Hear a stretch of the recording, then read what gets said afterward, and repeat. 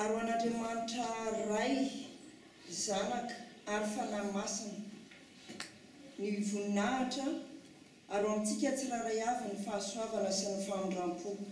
Hitahy anareo anie ny Tompo ka hiaro anareo, ampamirapiratra ny tavany aminareo anie ny Tompo ka hamindra fo aminareo, anandratra ny tavany aminareo anie ny Tompo ary hanome anareo ny fiadanana.